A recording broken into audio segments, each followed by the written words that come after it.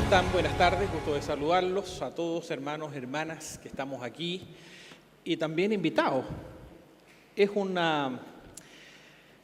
paradigmático, en mi opinión, estar en este lugar.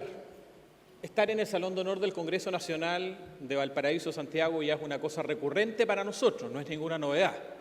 Pero me va a decir usted que en sus mejores sueños pensó que alguna vez íbamos a estar en la Casa Central de la Universidad Católica, en el Salón de Honor, teniendo un evento como este. La verdad que yo jamás me hubiese imaginado, sí, con toda la fe que digo tener y que pienso que tengo, jamás hubiese imaginado que una situación como esta se pudiese dar.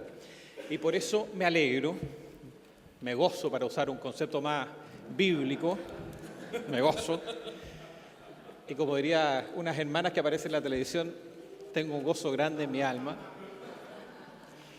porque somos un pueblo alegre al final de cuentas, nos reímos nosotros mismos, somos muy autocríticos y eso también es bueno, si es que la autocrítica nos va a servir de algo, ¿ya? Porque ser autolacerante se lo dejo a algunos políticos que se castigan mucho regularmente, yo que suelo escucharlos mucho también en el Congreso, pero somos poco efectivos y bajo esa consideración sí me parece de un tremendo valor el hecho de estar en un espacio como este, lo cual indica algo importante, relevante para el cambio paradigmático de la cultura cristiana, evangélica, protestante. Y es que le hemos ido perdiendo el temor a ocupar ciertos espacios de la sociedad que creíamos y consideramos estaban vetados para nosotros porque éramos un pequeño pueblo muy feliz, porque éramos mansos y humildes de corazón y creíamos entonces que eso significaba relegarnos a un segundo plano. Pero bajo esa misma consideración, qué bueno que hemos aprendido o estamos aprendiendo la lección. Y desde esa perspectiva no puedo más que agradecer a nuestro Padre Celestial que nos permite ocupar espacios como estos, sí, considerando también que estamos acá con gente de destacados, digamos, en el mundo académico, en el mundo de las ciencias políticas, y otros como Elías Ramos, me refiero a Patricio Navia, evidentemente, del punto de la academia, de las ciencias políticas.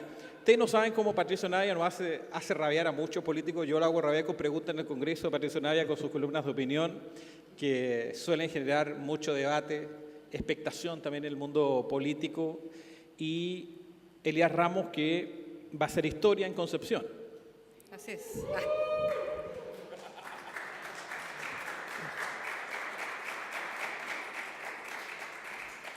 Bueno, entonces yo ya los presenté a ellos, ahora me toca hablar de mí. Yo soy periodista, trabajo en la radio Bío Bío, soy el periodista del Congreso Nacional de la radio Bío Bío, hago también labores de edición en la radio en Valparaíso, y yo no podía aplaudir ni decir, como ustedes acaban de hacer por Elías, porque somos una radio independiente de verdad.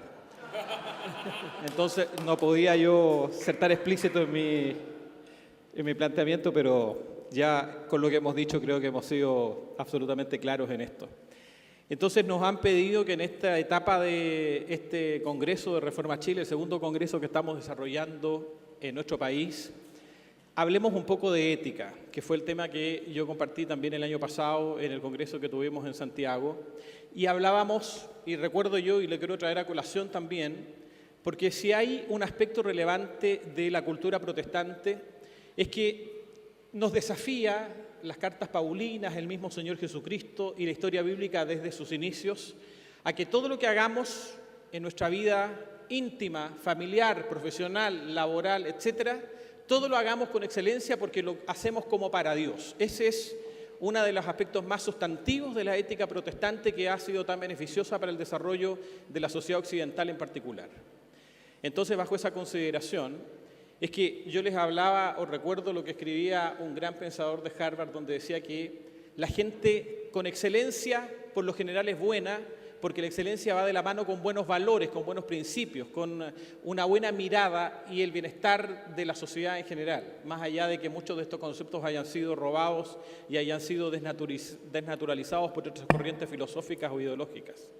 Entonces, bajo esa consideración, es que en una sociedad que dice ser buena, en una sociedad que dice ser moderna y que dice avanzar hacia estadios de desarrollo superiores, uno tiene que preguntarse, y este es el primer tema que quiero plantear aquí a nuestros amigos con los que queremos discutir y analizar esto, es como una sociedad como la nuestra, que a propósito de la visita del Papa el otro día, un político decía el 80% de ella se dice cristiana, buena parte de esa sociedad, al menos 3 millones, decimos representar la fe cristiana, la fe evangélica, la fe protestante. ¿Cómo en este contexto entonces una sociedad como la nuestra, con estos valores que se han ido cultivando a lo largo de su historia, ha sido capaz, por ejemplo, de dejar morir a una mujer negra, haitiana, en un calabozo después de estar 6 horas dañándose, golpeándose, y como única medida de protección, esto lo dijo el general Víctor Herrera en la Comisión de Gobierno Interior de la Cámara de Diputados el martes, y al día siguiente fue refrendado por el general Tello, que es el subdirector de Carabineros, como única medida de protección para que esta mujer no se siguiera dañando, le entregamos ¿cómo se llama esto? Un casco de protección para evitar el daño, pero ella seguía golpeándose en el suelo. Pasaron 6 horas, dice el reporte policial, para que esta mujer fuera enviada a un centro asistencial donde estuvo varios días y terminó muriendo. Entonces yo les pregunto, y le pregunto aquí a mis queridos amigos, ¿cómo hemos llegado a esto? Y la pregunta más importante, que tiene que ver con una cuestión más bien contingente, que dice relación, ¿es este un país racista? Y hemos encubierto este asunto en que somos, como dice la canción, amigos del que es forastero, pero la verdad que eso es solo una canción. ¿Hemos construido tan mal, Patricio Navia, nuestra sociedad? ¿O el consumismo y el exitismo han ido develando aspectos que teníamos escondidos en nuestro fuero más interno? Pato.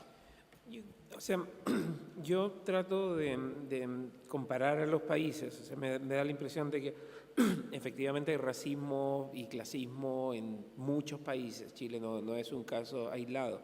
Es más, cuando comparamos al Chile de hoy con el Chile de hace 30 años, probablemente ahora hay más inclusión social, más respeto, más tolerancia de lo que teníamos antes. O sea, vamos en la dirección correcta. Me parece que no debiésemos dejar eso de lado. Ciertamente tenemos problemas, como todas las sociedades tienen problemas, y tenemos algunos problemas que hemos solucionado algunas cosas respecto a otras sociedades de América Latina. La evidencia de eso está precisamente, por ejemplo, en la inmigración. La gente se va de los países donde no tienen oportunidades a los países donde esperan tener oportunidades. Una buena forma de saber qué países son exitosos es parándose en la frontera y contando la gente que entra y la gente que sale. Probablemente hay poca gente migrando hacia Venezuela hoy o hacia Cuba hoy o incluso hacia la gran mayoría de los países de América Latina. En el caso de Chile tenemos gente que se viene para acá porque creen que hay oportunidades, que hay posibilidades. Eso también genera desafíos nuevos, lidiar con gente que es distinta. La migración ahora es también de gente que habla otros idiomas, es gente que tiene otro color, que son fácilmente identificables para la mayoría de los chilenos, y eso plantea desafíos y subraya otro de los problemas que tradicionalmente hemos tenido. Chile es una sociedad clasista. La gente importa el apellido, importa el colegio donde fuiste, importa el lugar del barrio donde creciste. Yo siempre juego con eso y hago ese chiste siempre. Le digo a mis amigos, no, ustedes me hacen caso porque vengo de Nueva York. Digo, si yo hubiera estudiado en Temuco, en la Universidad de Chile, y después hubiera sacado mi título, nadie me pescaría. Me escuchan porque estudié en Chicago, en la Universidad de Nueva York y porque enseño en NYU. Digo, pero son porque vengo con credenciales de afuera. No, soy Patricio Navia, mis abuelos, mis papás son de Playa Ancha y fui a un colegio particular subvencionado. Pero claro, tengo título de Chicago y tengo título de NYU, y eso ya eres parte de la élite. Y les tiro frases en inglés y hablo mejor inglés que ellos. Entonces ya, se acabó. Pero eso no esconde estas discriminaciones que efectivamente existen. Ahora, sí sería cuidadoso, porque soy particularmente, yo rechazo esa tesis de que en Chile está todo mal. En Chile no está todo mal, es un país que funciona relativamente bien, que de hecho funciona mucho mejor de lo que funcionó nunca antes. Todos los indicadores nos muestran que estamos mejor ahora que antes, en desigualdad, en oportunidades, en acceso. Entonces, decir que Chile está mucho peor me parece que no se sustenta en la realidad. Tenemos problemas como tienen problemas las sociedades modernas, con problemas de individualismo, problemas de delincuencia, que son propios a todas las sociedades. Hay menos confianza interpersonal, pero eso es cierto en Finlandia, es cierto en Chile, es cierto en casi todos los países del mundo. Luego, los problemas que tenemos de Chile no son problemas propios de Chile, son problemas que tenemos en general. cambio climático es un problema, pero no es un problema solo de nosotros. Entonces, en eso yo diría que tenemos también un montón de oportunidades, aunque no podemos negar que seguimos siendo una sociedad profundamente clasista y donde el lugar donde uno nace importa mucho más que los méritos que pueda tener la persona. Y termino con esto. A mis alumnos de la Universidad de Nueva York yo les trato de explicar América Latina con el siguiente ejercicio. Les digo, miren a su alrededor e identifiquen a la persona que ustedes creen viene de la familia con más plata. Tengo 20 alumnos y se miran entre ellos, y hay algunos de origen, no sé, asiáticos, estadounidenses, y nadie sabe, todos se ríen y dicen, no, es imposible saber. Le digo, bueno, en América Latina basta con que tú me digas la universidad y yo te digo la plata que tienen tus papás. Digo, ni siquiera tenemos que hacer el ejercicio de mirarnos entre los demás. Y eso refleja los problemas que todavía tenemos en Chile, pero creo que históricamente estamos bastante mejor de lo que nunca estuvimos. Eso, Elías, te vamos a hacer la misma pregunta, te vamos a cambiar el foco, sí. A propósito, vienes de la región del Biobío, ahí tenemos la provincia de Arauco, con temas también candentes. Tal vez no tiene que ver con inmigración, pero sí tiene que ver con otro conflicto social, también étnico, que es el tema del conflicto mapuche. Pero primero te voy a preguntar dónde naciste, porque va a ser importante para que te escuchemos o no. Yo nací en Concepción, pero muy temprano me fui a vivir a Rancagua y la mitad del tiempo en Rancagua viví 4 o 5 años, pero la mitad del tiempo estaba en Rancagua y la otra mitad del año estaba en Lebu. Y la experiencia de vivir en Lebu fue bastante significativa, aparte del hecho de vivir muy aislado, porque no vivía ni siquiera en el pueblo, o sea, de Lebu 20, 30 kilómetros hacia el bosque, en una industria naciente. A mi papá se le ocurrió la locura de poner una fábrica que hacía esencia de eucaliptus para hacer el mentolato. Y ahí después estuve en Mulchen y ya después en Los Ángeles, también viví ahí, nuevamente Concepción. Hay que aclarar un tema. El 30% de las personas que se declaran de un pueblo originario son evangélicos. ¿En esa región en particular? En la provincia de Arauco y en la novena región. Ya. Y las iglesias, ¿por qué comenzó a darse una de las tesis que manejamos, que comenzó a darse la quema de iglesias evangélicas? Dice relación con que parte del grupo que participó en el crimen del matrimonio Lutzinger-Mackay, uno de ellos se convirtió en una iglesia evangélica y estando dentro de su proceso de crecimiento, de discipulado, decide confesar. Y él hace esta confesión y en reprimenda a las pocas semanas comienzan estos ataques a la iglesia evangélica, lo cual llama la atención porque el caso en el cual el gobierno retiró la querella por terrorismo se da en un marco donde un grupo de mapuches va a una iglesia donde dentro habían otros mapuches. No es que se da en un caso de un grupo de mapuches contra un grupo de chilenos normales. Por lo tanto, no solamente hay una discriminación quizás de clase o racial hacia los mapuches, sino que dentro del mismo espectro de pueblos originarios hay una discriminación y un atentado en contra de la libertad religiosa. Entonces es un conflicto sumamente grande que tenemos que entender de que estos conflictos se dan en el marco de lo que llamamos la evolución de los derechos humanos. Nosotros tenemos derechos humanos de primera categoría, no primera categoría, primera generación, de segunda y tercera generación. El primer derecho humano, obviamente, que todos necesitamos es el de la vida, porque si no tenemos vida no podemos tener ningún otro derecho. Es de toda lógica. No puedo tener libertad de opinión si estoy muerto. Entonces, cuando tú satisfaces en una sociedad que va avanzando, y en eso yo estoy totalmente de acuerdo con lo que señala Patricio, en una sociedad que va avanzando, se comienzan a generar otras necesidades que son de segunda generación. Básicamente, libertad de opinión, libertad de prensa, información, y luego ya tenemos derechos de tercera generación. Entonces los conflictos que antiguamente eran por tener una vivienda, ahora es por tener una movilidad social. Y tenemos que avanzar en ser una sociedad que permita esa movilidad social. Hay un muy buen libro que podría leer que se llama Meritocracia, que lo participa Patricio, y muy bueno en ese sentido, porque creo, así como en el tema religioso, como en el tema étnico y el tema de inmigración, que tenemos que generar una política integradora. Lo peor que nos puede ocurrir es tener guetos religiosos, guetos culturales y guetos raciales.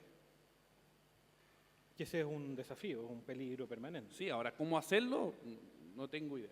¿Cómo ir avanzando más allá de gestos, pero llevar adelante una situación de satisfacer necesidades nuevas por avance nuevo de una civilización es sumamente complejo? ¿Cómo respondemos a los clamores sociales que, entre comillas, que nunca ceden y nunca se acaban? Se los planteo así, respecto del conflicto mapuche, que es un tema que derivó en una arista étnica, pero también religiosa, a propósito de que no estamos hablando solo del conflicto de la reivindicación de tierra, sino que hoy día hablamos de la quema de iglesias sistemática en el último tiempo, así como se queman camiones, también se están quemando iglesias católicas y evangélicas. Y el gobierno tiene que tomar una decisión dramática, porque habían comuneros mapuche que llevaban más de 100 días en huelga de hambre, y esto estaba poniendo en riesgo su vida.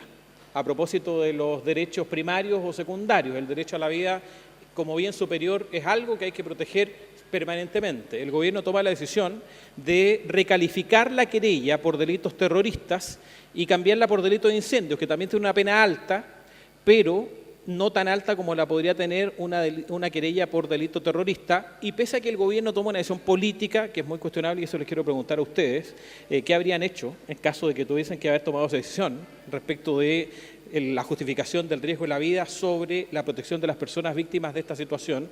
Pero preguntarles respecto de la necesidad que se tiene en torno a saber discernir los tiempos, y si detrás de esto creen ustedes hay una buena decisión o una mala decisión respecto de lo que tomó como decisión el gobierno a última hora, pese a que la justicia, eso es lo que quería concluir, ha decidido mantener las querellas por delito terrorista. La Fiscalía no cambió y la Corte de Apelaciones de Temuco decidió mantenerla firme, más allá de la decisión política del gobierno hace unos días. Patricio. Yo creo que de los grandes, de hecho no creo, uno de los grandes temas es la protección de los derechos religiosos, de las minorías, y quemar iglesias en cualquier parte del mundo es impresentable. O sea, uno no puede quemar iglesias, puedes quemar malls, si quieres. Digo, es impresentable quemar cosas en general, pero quemar iglesias en particular es algo que es intolerable en el mundo, y me parece que para el gobierno era complejo, porque por un lado estaban los grupos originarios, que también son un grupo, una protección especial que tenemos que dar, y la protección religiosa, y estaban estos dos bienes en competencia, si se quiere, pero creo que la decisión del gobierno me parece una decisión equivocada. O sea, el precedente que sienta el gobierno al decir, mira, quemar iglesias no está tan terrible, digo, te abre espacio para la represión contra minorías religiosas. Después, ¿qué vamos a empezar a quemar mezquitas? ¿Vamos a empezar a quemar sinagogas? ¿Cuál es la diferencia entre quemar una iglesia pentecostal en Ercilla o quemar una sinagoga en la dehesa? Entonces son minorías religiosas. Yo entiendo el problema mapuche, que es un problema enorme, un problema gigantesco, pero digo, no podemos decir este problema es más importante que este otro. Creo que el gobierno simplemente no entendió y generó un precedente que es muy mal precedente. No porque sean iglesias evangélicas las que sean quemadas, sino porque quemas iglesias y no lo consideras un crimen inaceptable. O sea, insisto, el quemar la persecución religiosa, que es lo que está detrás de quemar iglesias, es algo que es tan terrible como perseguir a minorías étnicas. Y yo creo que ahí el gobierno simplemente no se dio cuenta, y me parece que también se refleja el hecho de que fueron iglesias protestantes. Si fueran iglesias católicas las quemadas, habría un poquito más de reclamo a si son iglesias protestantes, pero es como, bueno, una iglesia protestante importa menos. cuando en realidad la protección a las minorías religiosas es precisamente la protección a las minorías. Digo, proteger a la mayoría no es muy necesario porque normalmente están en posiciones de poder mucho mayores, pero esta idea de quemar iglesias a mí me parece incomprensible. En ninguna sociedad que se respete a sí mismo podemos tener ese tipo de acciones. No se queman las iglesias. No solo quemar la iglesia, sino que recordar que, como muchas otras iglesias que se quemaron, esto fue de noche. La diferencia con esta iglesia es que era de día y las personas estaban allí y había niños, mujeres que fueron atacadas por estas personas. Elías. Quisiera agregar en ese sentido quizás la filosofía práctica. Cuando tenemos una colisión de derechos, en el siglo Aristóteles lo señaló, siglo V antes de Cristo, que la única forma de impartir recta justicia en la colisión de derechos es conociendo la naturaleza de las cosas. En este caso puntual tenemos la libertad religiosa como un derecho que se colisiona con la autodeterminación de los pueblos originarios o su reclamación histórica. Entonces, ¿qué tenemos que examinar para poder impartir recta justicia y entender qué era lo correctamente o lo ético en este sentido? Y la naturaleza del acto, como dice Oscar, es fundamental. Causa terror que un grupo armado con fusiles entre a una iglesia que está en una reunión, amenaza a la gente, le tire combustible incluso a uno de los niños, los saque del lugar, prendan fuego antes de que todos salgan y arrancan por su vida, y luego queman el lugar. ¿Causa terror esa acción? Y esa era la única pregunta que había que hacer. Por lo tanto, cuando tenemos colisiones de derechos, y así mismo como nosotros va a colisionar muchas veces la libertad religiosa versus la no discriminación, hay que entender cuál es la naturaleza de lo que está en juego, y por eso mismo también yo opino, al igual que la decisión del gobierno fue totalmente errada, aparte de inútil, porque consecuencias más prácticas no tiene y políticamente vuelve a mostrar que no hay un rumbo claro en este tema, y es una señal política bastante compleja para los evangélicos, que vuelvo a repetir, este es un tema que no se da tanto en mapuches con no mapuches, sino que se da mapuches que atacan a mapuches que son evangélicos. Y son misiones que están en Padre de las Casas, pastores de Carahue, que son pastores con los cuales nosotros que estamos en Concepción también compartimos. Y son el 30% de los mapuches, y lo cual es complejo.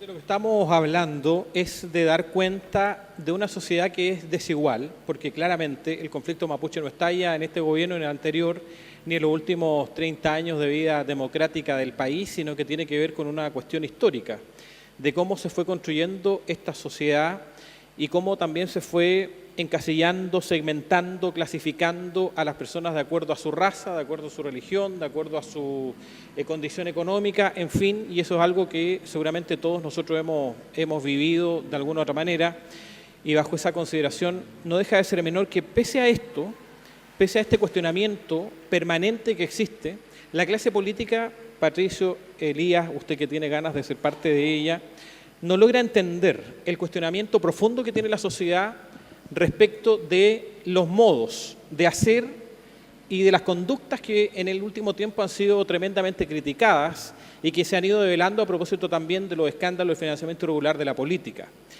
No es menor que en un país como este, que en una sociedad como la nuestra y que en un permanente conflicto a propósito de lo que estamos discutiendo, tengamos un senador desaforado de la UDI, un exministro del gobierno de Sebastián Piñera también investigado por la justicia, dos senadores a los cuales se les está pidiendo en paralelo el desafuero por corrupción política. Hablo de Jaime Orme, que ya está desaforado, que está siendo procesado por la justicia. Hablo de Jorge Pizarro, de Fulvio Rossi, que están siendo investigados por la justicia. Varios diputados que también han sido cuestionados por una serie de cosas. Hay uno que está procesado por un caso de derechos humanos que está desaforado hace muchos años, y para que usted se indigne respecto de cómo funciona el mundo político que se resguarda y elabora leyes precisamente para resguardar sus propios intereses, porque es así, que este diputado desaforado en esta causa de derechos humanos partió su periodo hace casi ya 4 años, a los pocos meses de haber sido electo, es desaforado por la justicia y durante todo este periodo de tiempo, durante 3 años y medio, ha recibido su sueldo íntegro, estoy hablando de la friolera de 7 millones de pesos mensuales, sin haber ido un día al Congreso porque lo tiene prohibido por el desafuero y la causa judicial que tiene. Lo mismo Jaime Orpe, que está en la misma condición, y otros que potencialmente podría ocurrir exactamente lo mismo. Y a propósito de esto, que ha sido tema de discusión en el último tiempo, de cómo la clase política no ha entendido el mensaje que le da a la sociedad cuando el Congreso Nacional tiene el más bajo índice de aprobación de los últimos años, cómo el gobierno y la propia Presidenta de la República pasó de tener una campaña muy simple, ¿no es cierto?, porque la elección de Michelle Bachelet fue bastante sencilla desde el punto de vista de la competitividad electoral, pasar de ese nivel de aprobación y de popularidad por sobre el 70% a hoy día rasguñar el 20%, el 30% según las encuestas más dóciles para ella. Pese a todo, a toda esta crítica y a todo lo que ha surgido en virtud del caso Cabal, tenemos a la Presidenta de la República tomando una decisión muy cuestionable, que tiene que ver con el uso de los recursos públicos esta semana, que está terminando, esta mala semana futbolística para los chilenos, que fue tomar un avión de la Fuerza Aérea de Chile a propósito de una, entre comillas, invitación de la selección de fútbol de los jugadores, según la información oficial, no confunda lo oficial con la verdad, porque no son exactamente lo mismo.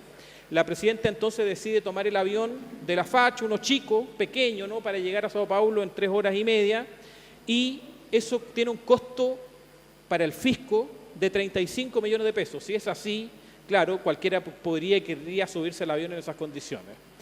El uso de los recursos públicos y que, ¿cómo no interpreta Patricio Navia el hecho de que la clase política no haya entendido todos los enormes mensajes que la sociedad chilena les ha dado respecto de que estamos un poco cansados y agotados de esta manera de hacer las cosas? Complejo.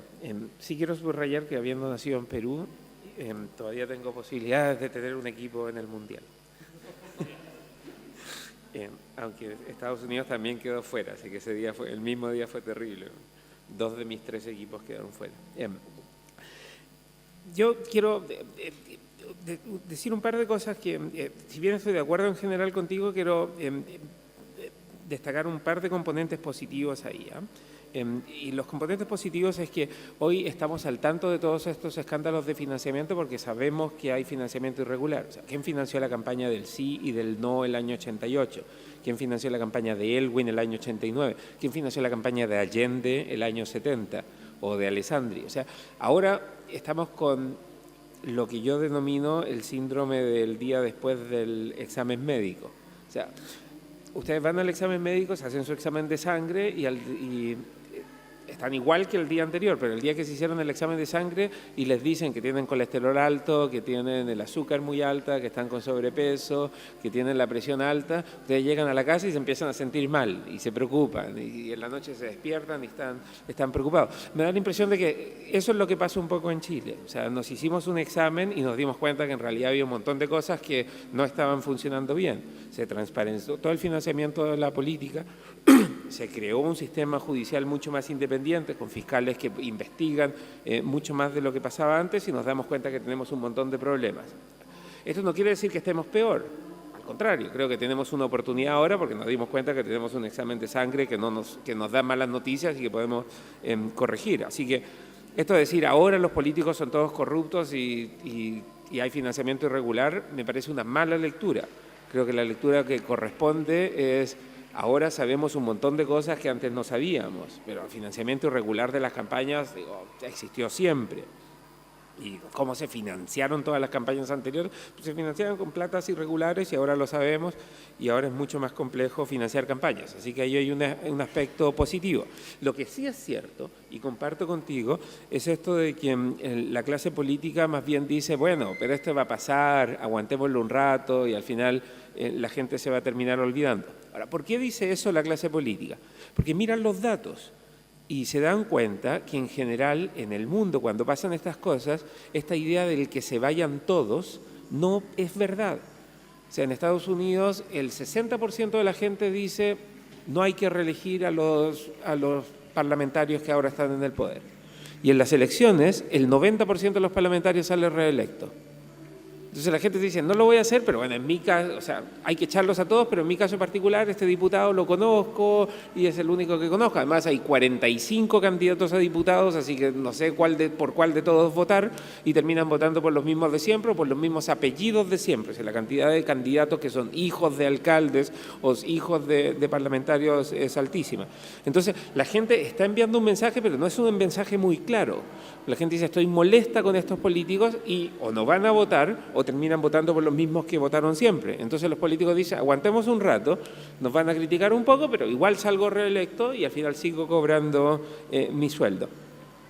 Adicionalmente creo que esta crisis refleja algunos de los problemas que tenemos, en particular con el proceso judicial. O sea, Rosauro Martínez, este diputado desaforado por violaciones a los derechos humanos, también tiene derechos. O sea, el problema es que los violadores a los derechos humanos en un Estado de Derecho también tienen derechos. Por eso que somos un Estado de Derecho, porque protegemos aún los derechos de aquellos que no respetaron los derechos de los demás. Y en el caso de Martínez tiene derecho a ver a un juez y que el juez determine si es culpable o inocente. Entonces, quitarle el sueldo antes tampoco parece justo. Ahora, llevan 3 años y medio, o sea, 3 años. Deberían haberle hecho un juicio en algún momento, porque justicia demorada también es justicia denegada, ya sea culpable o inocente. Entonces, sí sería más cuidadoso con ese tipo de cosas porque son difíciles. Lo que yo creo que tendría que haber pasado es que cuando estalló el caso, había un periodo de investigación, los fiscales se han dedicado a dar un montón de entrevistas a los medios y tuitear un montón, pero llevan 2 años y tanto y han acusado formalmente a muy pocas personas. Han imputado y se quedan en la imputación y siguen pidiendo tiempo y el juicio no llega. Y al final no llega en muchos casos porque los fiscales hicieron mal su pega. Eso es como el caso de Vivian Heger, ¿no? Al final la forma de, si se acuerdan, la forma de defensa va a ser, vamos a seguir los procedimientos que hicieron los fiscales y vamos a encontrar todos los errores que cometieron y con eso vamos a ir destruyendo la evidencia de los fiscales y al final no van a tener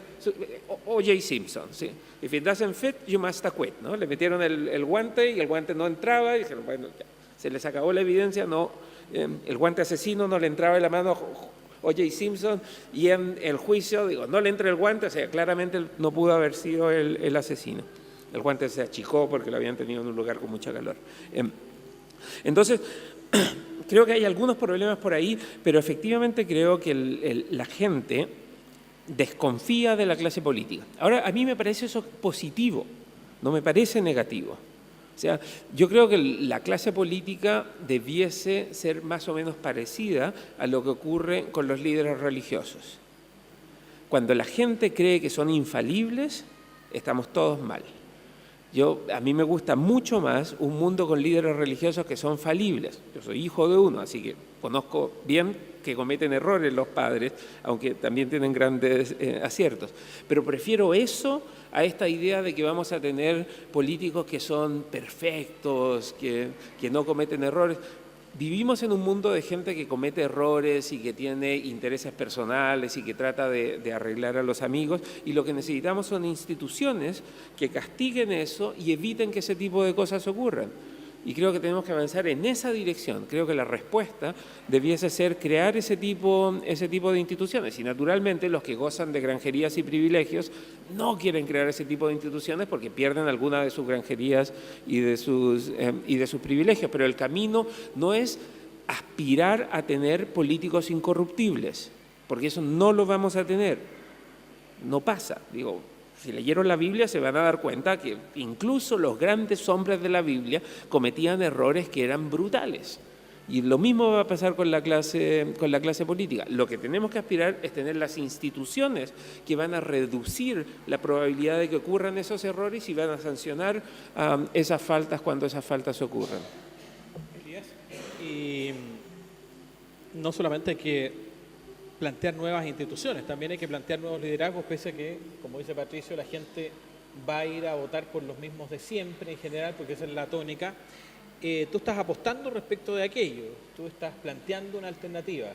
Entonces, bajo esa misma lógica, la derivada que viene es qué ocurre con las asesorías que son plagiadas por parte de los parlamentarios o de sus asesores. ¿Qué te parece la decisión del Senado de no entregarle esta información que le ha pedido el Ministerio Público? Lento no, pero es el organismo que investiga delitos en el país. Esas decisiones, donde, insisto en la tesis, ¿no? Los políticos se resguardan a sí mismos y actúan como un cuerpo colegiado y con una defensa corporativa respecto de sus intereses. ¿Cómo lo ves tú? Es buen negocio para los conglomerados políticos el estatus que tenemos con un voto voluntario y una gran abstención electoral. Y en números simples es porque si yo tengo una base electoral que está alineada conmigo por clientelismo o por favores o por una alineación dogmática, que frente al total de la población es un 10%, pero si tengo una abstención de un 50%, esa misma base electoral que es un 10%, aumenta un 20%. Por lo tanto, si no hay una participación electoral y como van marcando las tendencias, imagínense, tuvimos una primaria que excedió en participación a lo que todos pensábamos, pero probablemente la presidencial no debería marcar un repunte en la participación electoral. Por lo tanto, al político poco le interesa que se encante la opinión pública mientras se mantenga la misma participación electoral. Básicamente es buen negocio que vote poca gente porque mi base electoral vale más cuando menos votan. Y en ese sentido, lo peor que puede ocurrir es que tengamos líderes que tienen una autoridad formal, como hablaba delante, que tienen una autoridad formal, es decir, tienen el cargo político, pero al llegar al cargo político se disgrega la ciudadanía y se desalinea y se rompe la alianza entre la ciudadanía, es decir, las bases políticas, las bases que le entregan el poder al candidato. Yo creo que vivimos una etapa muy peligrosa en Chile. Hace un año atrás, cuando la presidenta ya estaba bajando tan rápido en las encuestas, que íbamos a llegar a un dígito. Y si llegábamos en ese minuto, no le convenía a nadie que hubiera una salida de gobierno, y creo que hubo una especie de trinchera. Yo no soy analista político y no sé si estoy muy acertado en eso, pero creo que se debe también a que el gobierno de cierta forma casi abdicó, o sea, fue como, bueno, estamos en una crisis, mucha gente nos apoyó al principio, pero con una gran abstención electoral, por lo tanto es menos gente que la que critica, la que vota, y eso genera un problema. Ahora, yendo al tema cristiano, Daniel fue llamado a no contaminarse, y cuando nosotros nos encontramos con alguien que no tiene la experiencia de fe o la experiencia con Dios o la vivencia, la relación con Dios que nosotros tenemos, debemos exigir resultados. Pero cuando tenemos a alguien que tiene la vivencia de fe, también debemos exigir carácter. Y creo que la ventaja nuestra en este ámbito, sin ser purista a nivel Frente Amplio, es que tenemos requisitos espirituales, hablándolo en Canuto, tenemos al Espíritu Santo y tenemos la ayuda de Dios de día a día que nos permite ser personas consecuentes, con errores, pero consecuentes. Ahora, la reflexión frente al purismo es más teológica que política. Cuando yo como cristiano me enfrento a un estándar ético, porque nosotros nos encontramos con el libro de Proverbios, y el libro de Proverbios significa en hebreo el machal. Y el machal significa, una de las traducciones, un estilo de vida superior. O sea, tenemos lo bueno, lo malo, pero lo mejor, que es lo que plantea el estándar que Dios nos pone a nosotros. Dios siempre espera lo mejor de nosotros, entendiendo que vamos a fallar, pero es aquí el punto. No porque vayamos a fallar va a cambiar el estándar. Y si queremos participar en política, tenemos que entender la realidad que dice Patricio. Podemos fallar, pero no podemos cambiar el estándar. Y si no cambiamos el estándar y añadimos a esto los requisitos espirituales, tenemos una ventaja que ninguna colectividad política entrega. Hemos sido personas consecuentes, nuestras familias se cimentan en la fe y logramos resultados. escalemos ese mismo estilo de vida y esos mismos resultados en la vida pública. Creo que si aumentamos la autoridad moral con consecuencias, sin llegar a este purismo, porque es muy fácil que un discurso purista caiga. Porque cuando elevamos el estándar ético, ¿dónde paramos? Finalmente es como cuando decimos que este pastor o este cantante no me gusta porque apareció con una polera o cobró entrada en el concierto. O sea, nos volvemos fariseos. Pero no podemos, no porque tengamos errores, vamos a quitar el estándar. Creo que ahí hay una ventaja y un espacio de crecimiento para nosotros. Sí, yo estoy de acuerdo con Elías en eso. O sea, creo que la rectitud debiese ser algo a lo que los servidores públicos debiesen aspirar. Yo como profesor en la universidad exige ciertas cosas de mí como profesor, tiene ciertas expectativas, tengo libertad para decir y hacer lo que quiera, pero la universidad espera que mis trabajos sean de alta calidad, que publique o sea, tengo libertad de expresión, pero tengo que buscar excelencia en las cosas que hago. Con los atletas también, ¿no? El atleta corre, no sé, 11 segundos los 100 metros y su entrenador le dice, muy bien, pero tienes que esforzarte más, tienes que aspirar a mucho más, y eso para eso funciona. Y tienen que también tener altos estándares.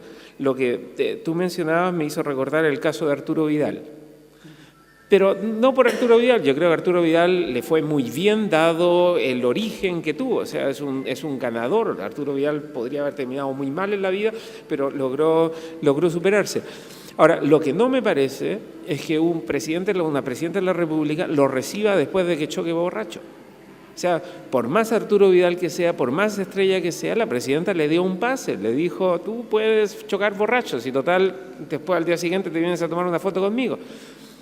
Y a mí, tengo un amigo que es pariente de Arturo Vidal, y yo soy colocolino, entonces me decía, te voy a conseguir una camiseta de Arturo Vidal para tu hija. Y le digo, no. O sea, yo creo que Arturo Vidal es un gran jugador, es un muy buen jugador de fútbol, pero yo no quiero que mi hijo admire a Arturo Vidal.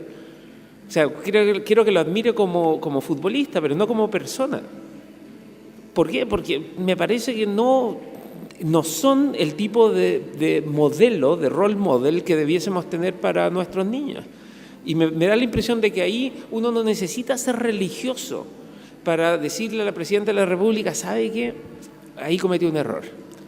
Porque al perdonarle a Arturo Vidal, o sea, está bien, usted no tendría que haberse tomado foto con nadie, pero tomarse una foto con Arturo Vidal, usted está diciendo, en realidad no está tan mal que hagan este tipo de cosas. Y me parece que debiésemos esperar de nuestros líderes una autoridad moral superior por su condición de líder. O sea, solo por su condición de líder, porque son autoridades y por lo tanto tienen que comportarse de forma distinta que el resto. No pueden manejar borrachos, a lo mejor nadie debería manejar borrachos, pero particularmente las autoridades no deberían agarrarlos, eso te pasó en Coronel, a tu diputado a Chávez, porque creo que es importante que den un ejemplo para el resto de la sociedad y en particular para los niños, o sea, la gente debiese mirar y decir, mira, así es como hay que comportarse. Y eso me parece fundamental en una sociedad. No podemos ser tolerantes respecto a esos estándares. O sea, yo quiero que en el banco no roben plata. Y yo quiero que las autoridades se comporten con una rectitud que sea propia de las autoridades, para que esperemos, para que yo quiero que los choferes manejen bien, o sea, para que la sociedad funcione, todos tenemos que hacer bien nuestro trabajo y las autoridades naturalmente también, y creo que en eso estamos fallando. O sea, cuando relajamos esas exigencias, cometemos errores. Lo mismo con los periodistas. Los periodistas tienen que tener fuentes, no pueden inventar cosas. Y son estándares que tenemos que tener altos. Y si en el diario descubren un periodista que está inventando cosas, lo tienen que echar. ¿Cómo? La tercera, claro. O no sé, entonces, me parece fundamental, no sé, si la fiscalía comete ese tipo de errores, a los fiscales hay que echarlos.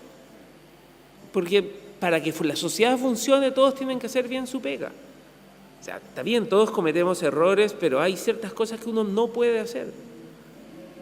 En la universidad, a los académicos, siempre decimos que uno tiene derecho a decir lo que quieras. Puedes insultar al presidente de la universidad si quieres, porque tenemos libertad de expresión. Eso es fundamental, y uno como académico puede decir lo que quiera. Pero anda a meterte con un alumno o una alumna de la universidad. Los papás están pagando un montón de plata para que sus alumnos vayan a aprender, no para que los profesores se vayan a tratar de seducir a los alumnos. Y un profesor que se mete con algún alumno, lo echan. Y está bien, corresponde hacerlo. Si el profesor quiere meterse con alguien, que busque en otra parte, no entre sus alumnos. O un profesor que plagia, lo deberían echar. Porque son los estándares que tenemos que exigir para que la sociedad funcione bien. Bueno, el Señor Jesús lo dice de la siguiente manera: vosotros sois la luz de la tierra y la sal del mundo. El punto es que en esta dinámica de construcción social, nuestros liderazgos y nuestras luces, nuestras estrellas están afuera de la iglesia, porque insisto nuevamente en el principio de encabezado este tiempo de discusión de ética. Tenemos que buscar nuestros modelos afuera, en el mundo, como decimos en la cultura cristiana. Tenemos que buscar afuera, porque nosotros mismos hemos creído que tenemos que restarnos porque la política era del diablo. ¿Se acuerda usted de esa expresión tan citada, tan cotidiana? Cuando yo era niño en la década del 80, la política es del diablo, hasta principios de los 90. Ahora nos lamentamos de que no haber criado una generación de hombres y mujeres de Dios que pudiesen levantar la voz hoy día en el Parlamento, cuando estamos discutiendo, como dice la presidenta y la vocera de gobierno esta semana, cuando la presidenta actual dejó la construcción de una sociedad de aquí hacia 10 años. Entonces hoy día nos lamentamos de que no tenemos, de que ocurrió lo que ocurrió con el tema del proyecto de despenalización del aborto, de lo que pasa con otros proyectos de ley relacionados con los derechos de las minorías sexuales, en fin. Entonces nos molestamos de que ni siquiera seamos escuchados, no nos encargamos.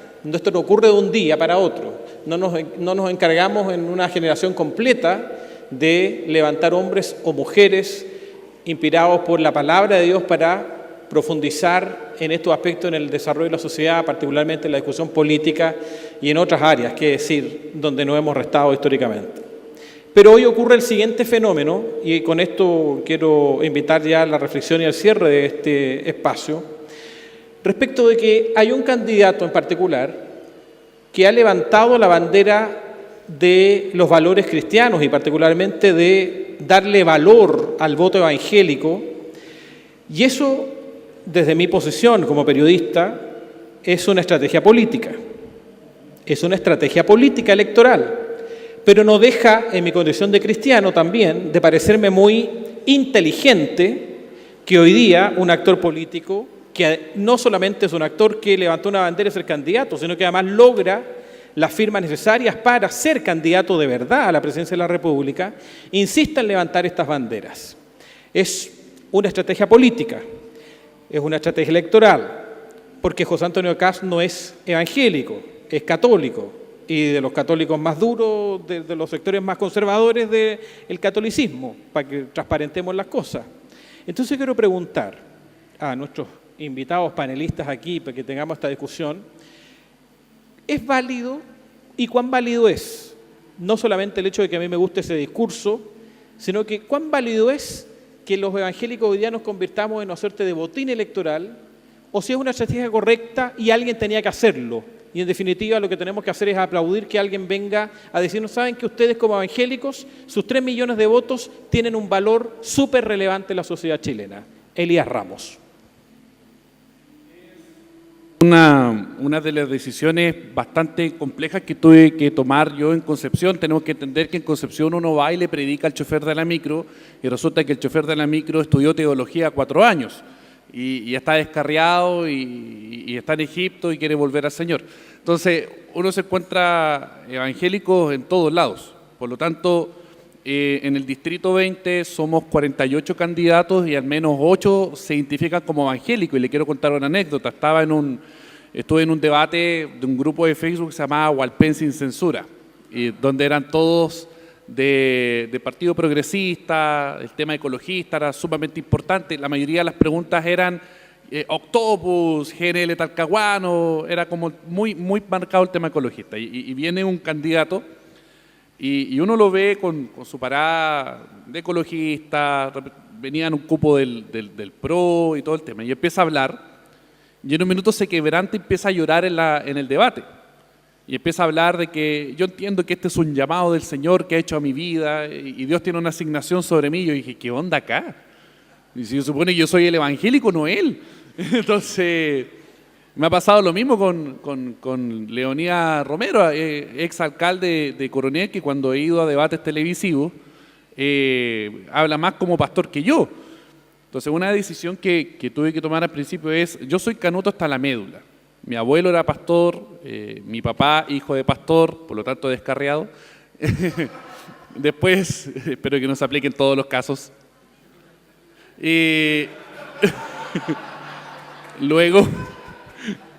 Luego yo soy nieto de pastor y me encuentro con el Señor a los 18 años de edad y me caso con la hija de un pastor, o sea, súper consagrado. Toco guitarra en la iglesia, sé armar, desarmar cajas, todo lo que sabe cualquier canuto.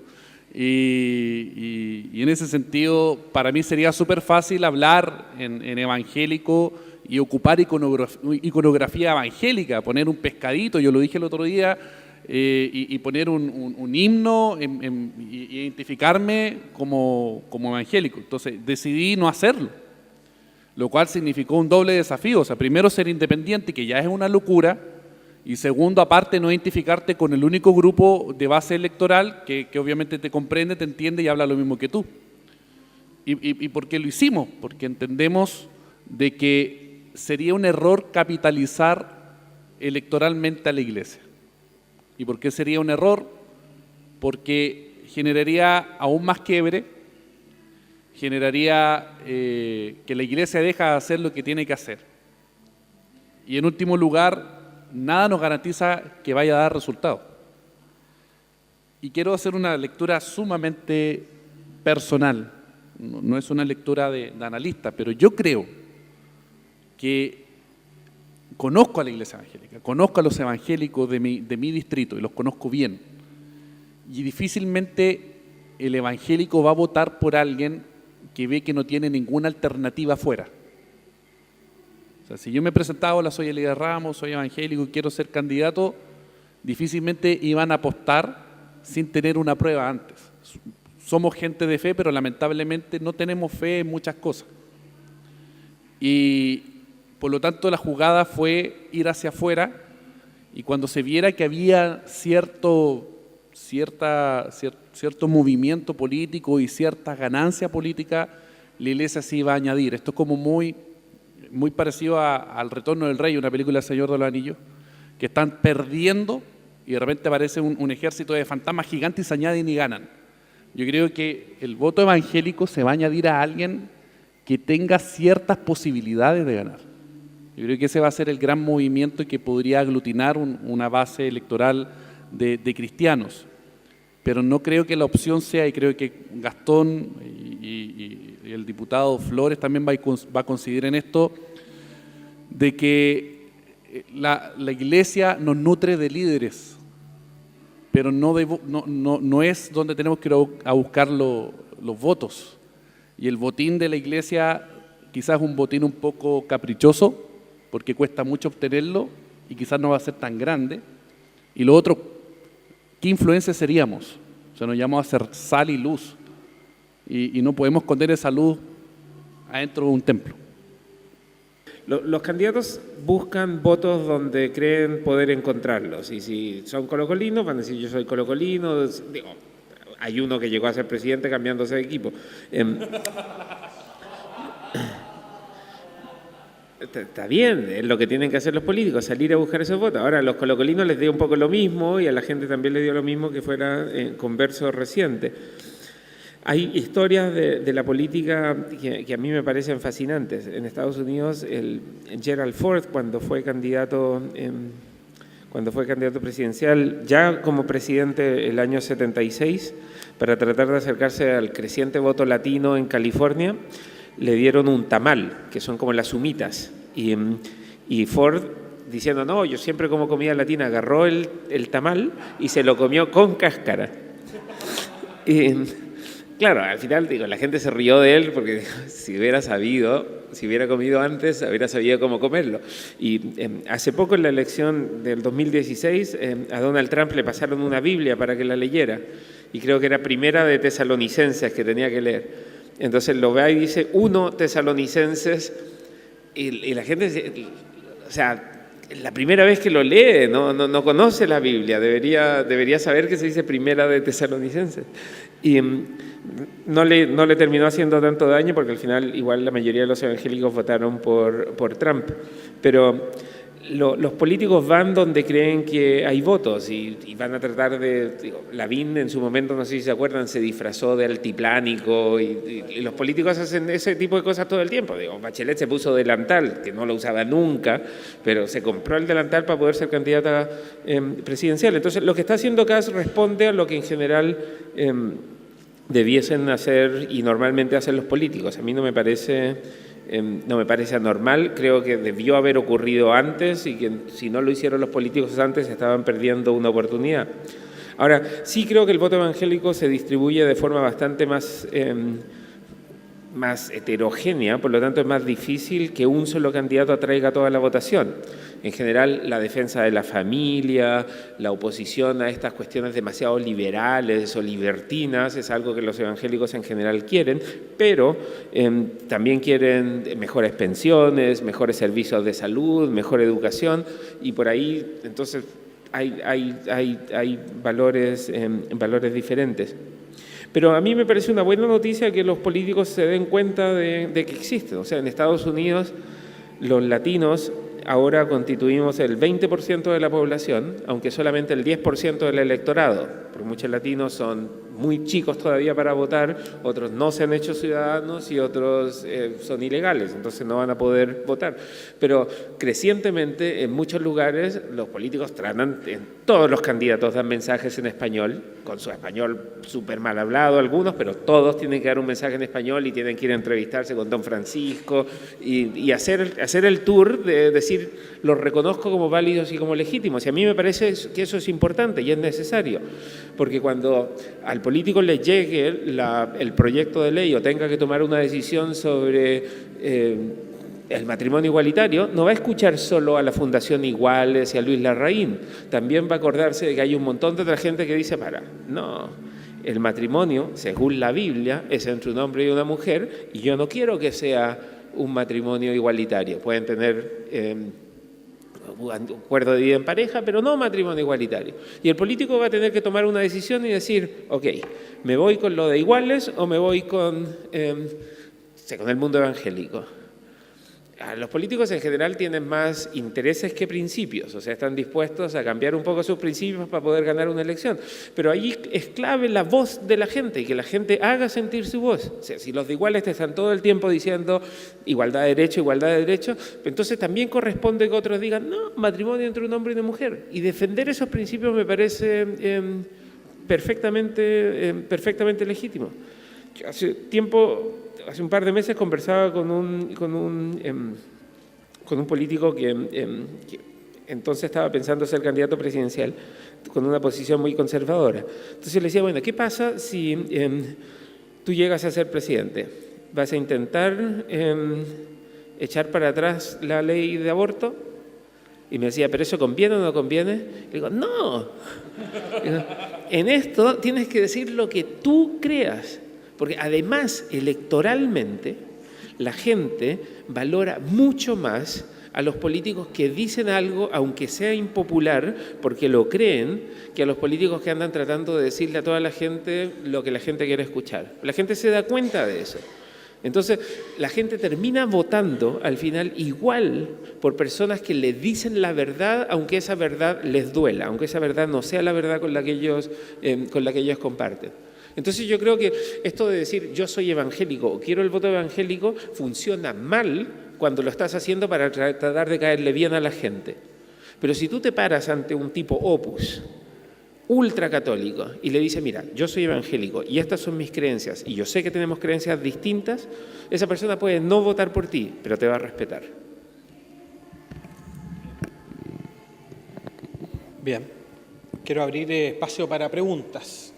El foro es de ética y básicamente quería consultarle, en su opinión, ¿cómo se mantiene o se establece en la sociedad un estándar ético alto, considerando que hoy en día nos enfrentamos a una sociedad cada vez más relativista, en donde el posmodernismo hace frente en diversos lugares? Y bueno, considerando también, como Patricio Navia mencionaba acerca de las instituciones, que hay que fortalecerlas, considerando que también las instituciones no se mandan solas, sino que están conformadas por personas, como también hacemos que esas instituciones puedan alcanzar esos estándares éticos que quizás nosotros desearíamos que tuviesen, a pesar que está compuesta por personas que están teniendo el relativismo y hacen causa con el posmodernismo. Eso.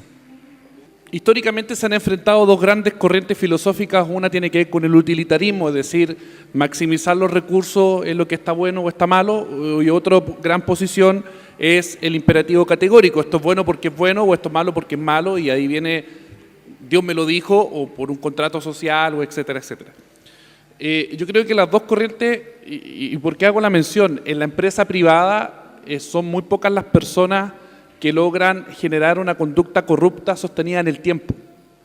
Porque como el objetivo es maximizar los recursos y mejorar los procesos productivos, hay mecanismos que detectan a estas personas y obviamente las despiden. Y si bien hay un índice, por lo menos en el sector portuario, en el Distrito 20, que se llama el CBA, el cómo vamos ahí,